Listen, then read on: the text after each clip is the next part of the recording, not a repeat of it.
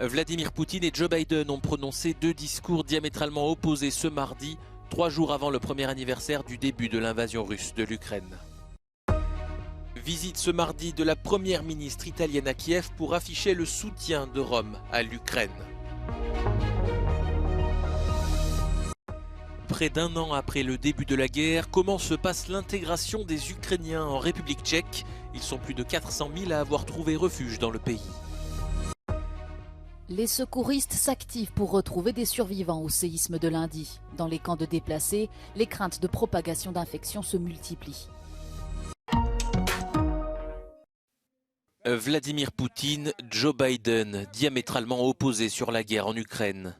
Les deux présidents ont prononcé des discours percutants ce mardi à Moscou et Varsovie. Le président russe refusant d'endosser la responsabilité de la guerre en Ukraine, son homologue américain affichant son soutien à Kiev. Le discours de Vladimir Poutine a été, comme à son habitude, très virulent à l'égard d'un Occident jugé décadent et responsable, selon lui, du désastre ukrainien. Ответственность за разжигание украинского конфликта, за эскалацию, за рост числа его жертв полностью лежит на западных элитах. И, конечно, на киевском режиме сегодняшнем, для которого украинский народ, по сути дела, чужой. Украинский сегодняшний режим обслуживает не национальные интересы, а интересы третьих стран.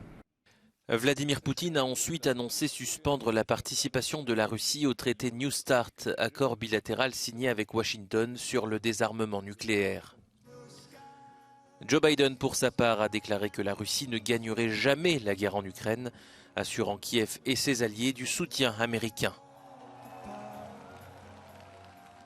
Autocrats only understand one word: no, no, no.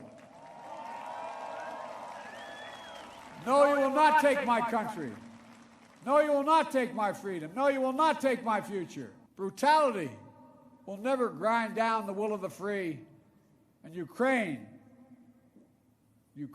will never be a victory for Russia. Never. Avant son retour à Washington, Joe Biden doit rencontrer les dirigeants des pays d'Europe centrale et de l'Est membres de l'OTAN qui se sentent menacés par la Russie.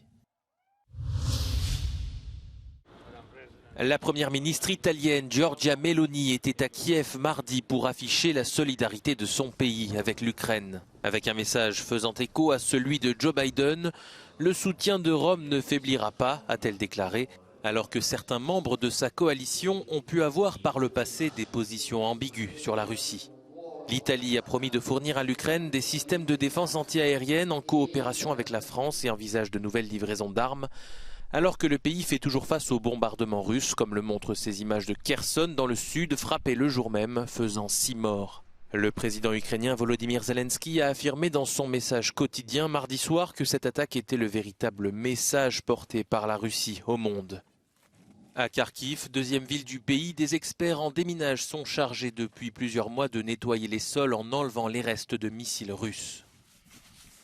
Бувають випадки, коли люди виїжджають на заміновану територію, та бувають летальні наслідки. Або летальні, або вони отримують поранення, пошкодження кінцівок. Sur le plan de l'accès aux soins, l'Organisation mondiale de la santé alerte sur l'état des hôpitaux du pays. 1200 établissements ont été endommagés directement ou indirectement par les bombardements, dont 173 sont totalement hors d'usage.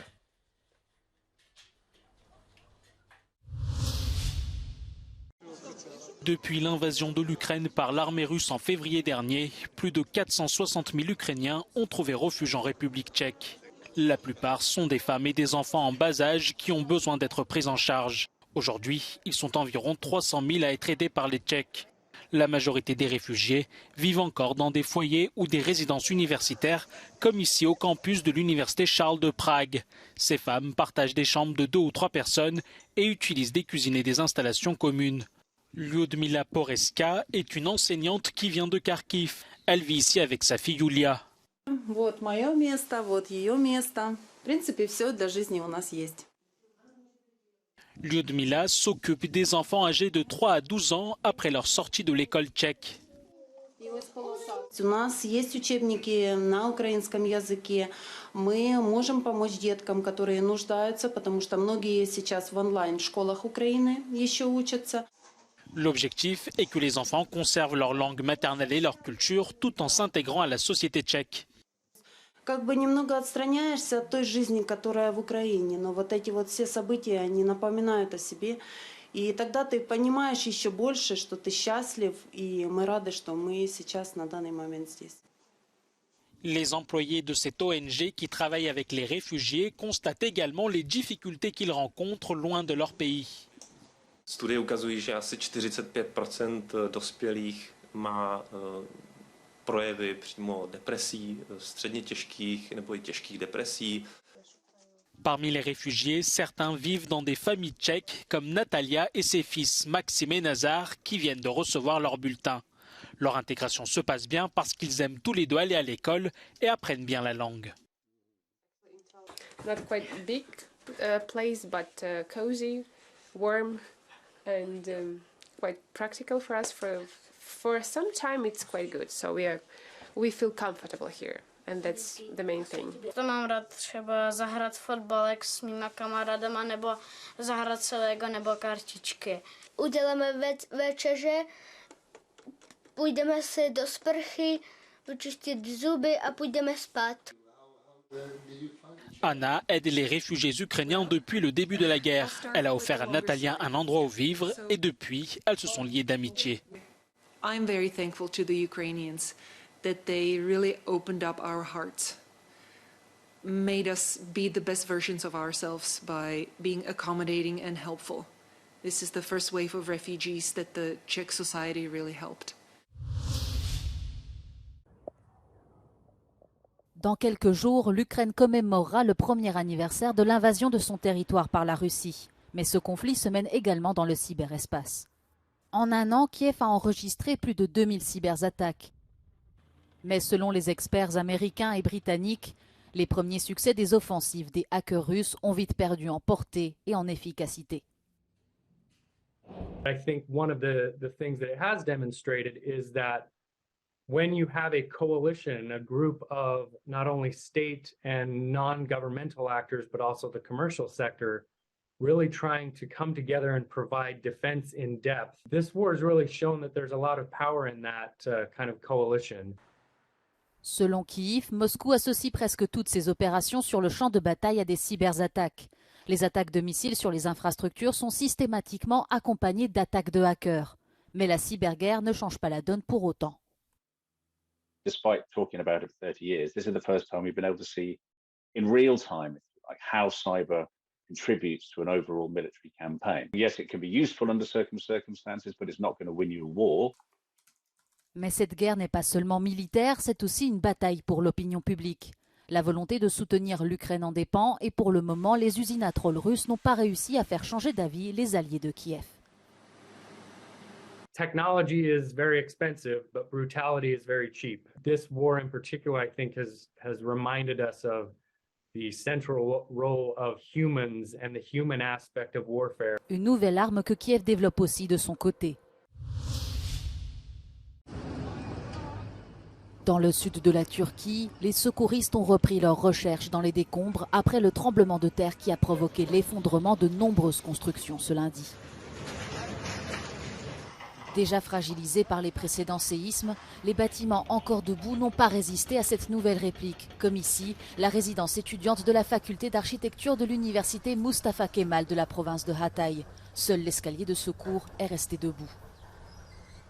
Les sirènes d'ambulance ont retenti toute la journée le long de la frontière turco-syrienne.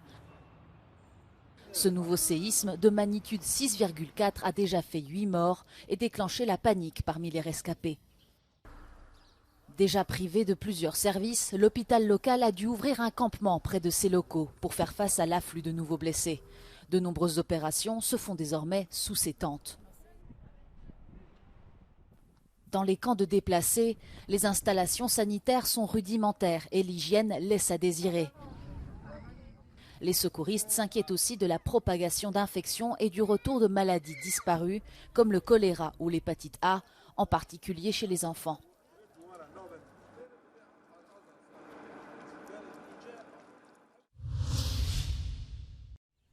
De telles images sont habituellement associées à des étés secs et chauds, sauf que nous sommes au mois de février. La France n'a pas connu de véritable pluie depuis un mois, du jamais vu en hiver. Le précédent record datait seulement d'avril 2020.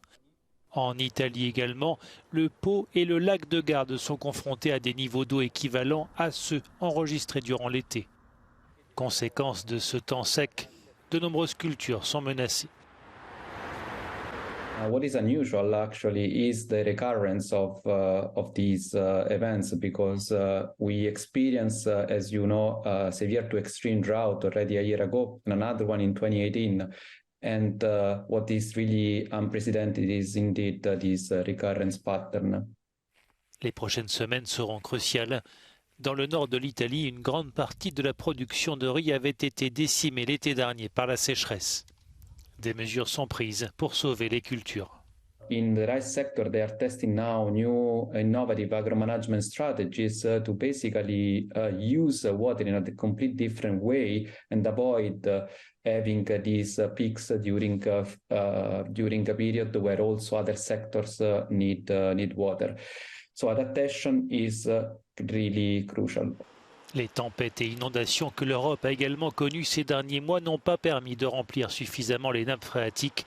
Face à de telles tensions, la gestion durable de l'eau constitue un immense défi pour l'Europe.